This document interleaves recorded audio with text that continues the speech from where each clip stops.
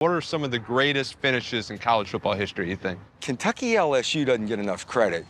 They couldn't even reach the end zone at that point, and they get a tip ball and catch it on the fly. Randall, as time expires, lets it fly. Oh, my goodness! Touchdown, LSU! They win the game! Doug is certainly familiar with coming up short. You're on the cover of Sports Illustrated, and the title was Little Big Man. Making a big deal about your height. Is that something you liked or something you didn't like?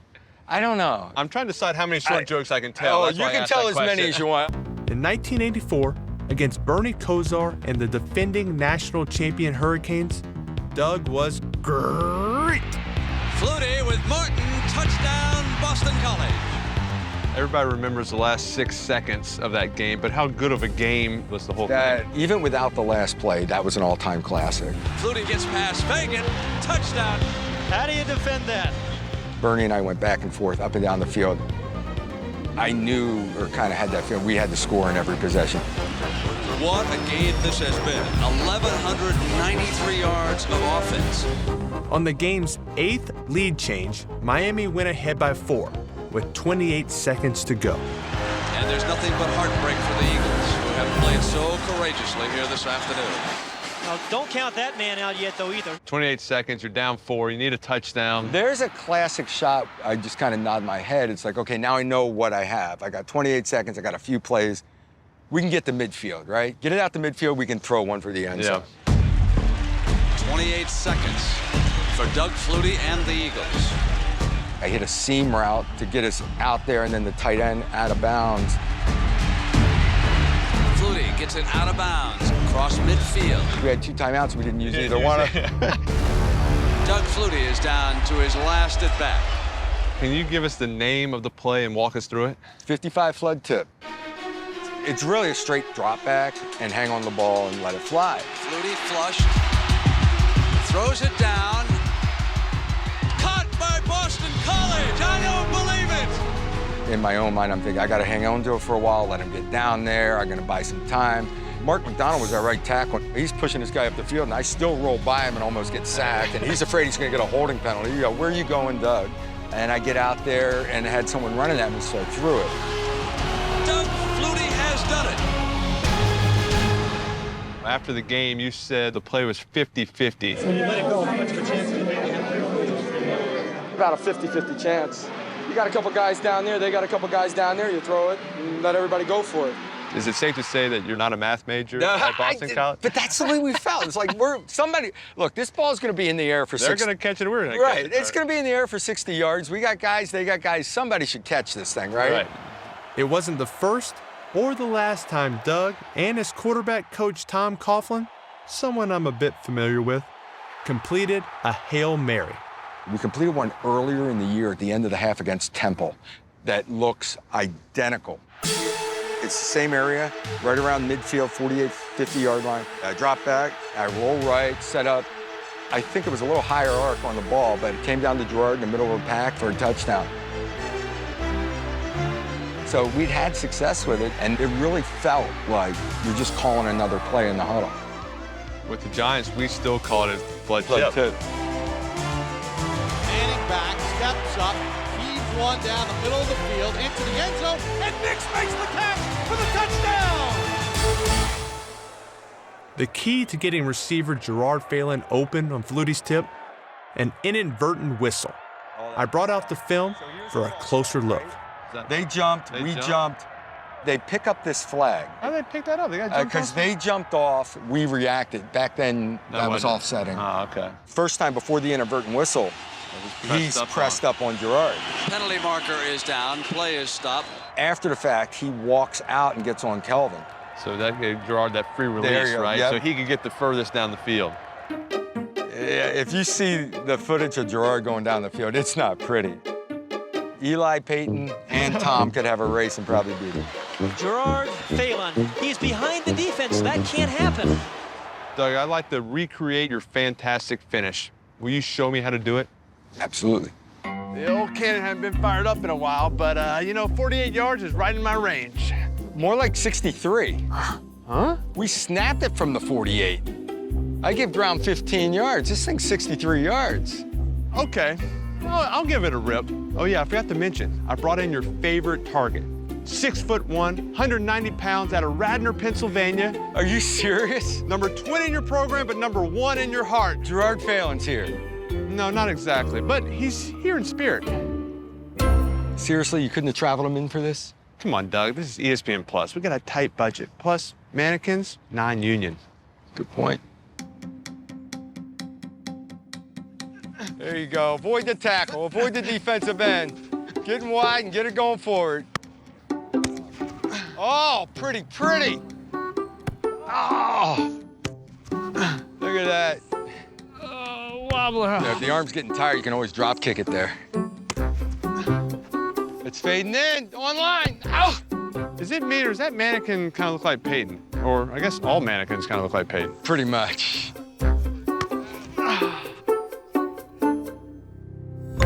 Oh, that fit right on line. I gotta admit, I thought I would have had my own Hail Flutie by now. Eli, a true miracle can't be explained. Do you want to give it a shot? Sure, but mannequins kind of creep me out. I need a moving target.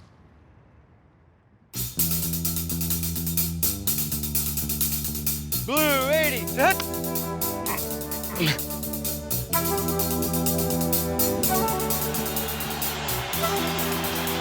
Flutie flushed. Throws it down.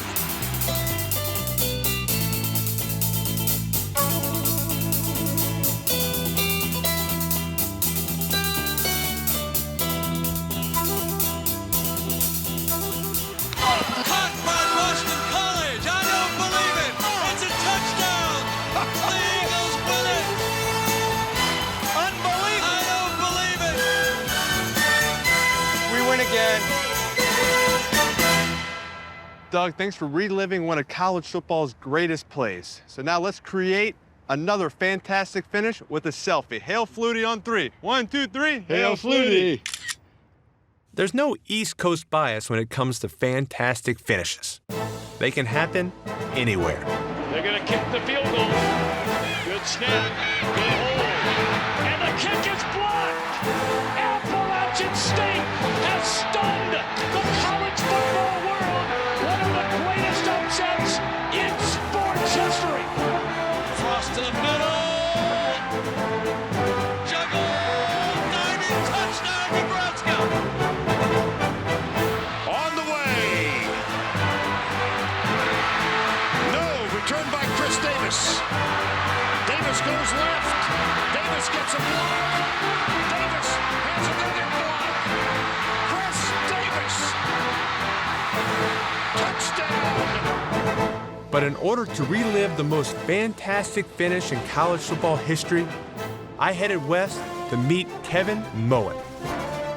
He may not be a household name like Doug, but in 1982, in the big game against Stanford, Kevin scored a touchdown and a knockdown on what forever became known as the play.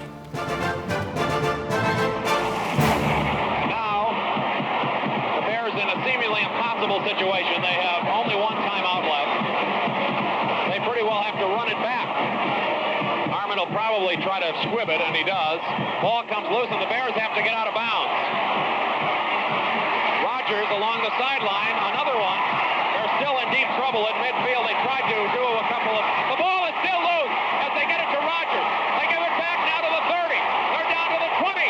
Oh, the band is out on the field. He's going to go into the end zone. He's going into the end zone. The Bears have won. The Bears have won. Oh, my God. The most amazing, sensational, dramatic, heart-rending, exciting, thrilling finish in the history of college football. You made it happen right here. Well, actually, it was me and 9 other teammates and 144 Stanford band members. Don't you mean 10 teammates? No, actually, on that play, there was only 10 of us out there, so it was 9 other guys and myself. What is that? Oh, no. Not again. Gary Terrell, the most famous trombone player in college football history. That's me. Oh, the band is out on the field. He's going to go into the end zone. The Bears have scored, but the bands are out on the field. Since you had your trombone with you, will you help us relive the most amazing, sensational, dramatic, heart-rending, exciting, thrilling play in the history of college football? Only if Kevin keeps his distance. No promises. You know, I told you if you're on the field, be ready to play. You're safe, at least until the clock hits 0. Way before Gary met Kevin in the end zone, the big game was a big deal. Cal-Stanford is the oldest college football rivalry in the West, and every year, the Golden Bears and Cardinal duke it out for possession of the Stanford Axe. Gary, from a musical equivalent, how intense of a rivalry is the big game? Is it like a Tupac and Biggie, or the brothers from Oasis, or like a Limp Bizkit? I'd say the Gallagher brothers. Yes, Oasis, yeah. I mean, there's grudging respect and faux disdain. So that's kind of how the rivalry goes. Thanks to a perfectly executed John Elway 2-minute drill, it looked like Stanford would win the 76th edition of the big game. Elway puts it up. He's got it. Caught at the 39-yard line. I'll tell you, this is something. 8 seconds to go. Listen to the crowd. Here's the snap. Here's the kick. It is long enough. It is good. Stanford hits it with 4 seconds to go. Do y'all start playing your victory song at that moment? Anytime Stanford would score, we would play All Right Now. We were just, in the end zone, whooping it up. Just started the celebration just a tad early. So, Kevin, did you guys ever practice this play or a return like this? Well, the closest thing to practicing it was Joe Cap had introduced a game called Grabas. Grabas was, hey, you got 20 guys on that side, 20 guys on that side, and no rules. And you just lateral it, throw it, pass it, anything to work up a sweat. So we went into it with a little bit of grab in our mind, but that was about it. Harmon will probably try to squib it, and he does. Ball comes loose, and the Bears have to get out of bounds. Rodgers along the sideline. Were you throwing that first pass to Richard Rodgers? Is the question I want to ask. I was, but the miracle thing about that. There was someone else right there at the beginning. It looked like you might have been throwing to him. But, I saw Richard standing there waving at me, and I said, okay, here you go. Growing up in high school as an option quarterback, do you think that prepared you for this play? Absolutely. Richard Rodgers was also an option quarterback in high school, so he had a textbook option there. The whole dynamic. So in my mind, I was thinking we're running an option. They're still in deep trouble in midfield. The ball is still loose as they get it to Rodgers. Depending on who you ask, some call it the worst missed call in college football history. So, Kevin, earmuff it. Gary, was Dwight Gardner's knee down before he lateraled it? I've watched it a few times, and yes, definitely yes. That's where we got a debate. All right, Kevin, what's your take on this now? Well, first of all, the guy is 5'2", so he really doesn't have any knees. And so when you really analyze it, he was about that far off the ground when he got that pitch out. I mean, he's got so many guys on him, how they could pinpoint where he was at and that type of thing. You agree? I could. Yeah. You could, yeah. You pinpointed it. You've seen it. Yeah. As they get it to Rodgers, they give it back now to the 30. They're down to the 20. Oh, the band is out on the field. At that point, when I got it, I looked up and saw the band and really just kind of ignored them. I really thought, get in the end zone.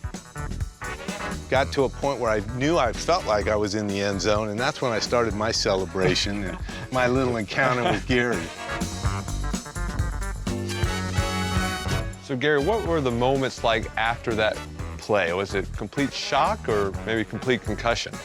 Complete confusion. The Bears have won! The Bears have won! Oh, my God! The most amazing, sensational, dramatic, heart-rending, exciting, thrilling finish in the history of college football. California has won the big game over Stanford. When you run down the field, you saw the entire Stanford band. Yeah, they weren't going to stop me. They weren't going to stop me. So I thought, I ran over a few of them. Most of our fans are expecting some sort of statement from the band. I think the band would be making a mistake if we didn't seize the opportunity to give our version.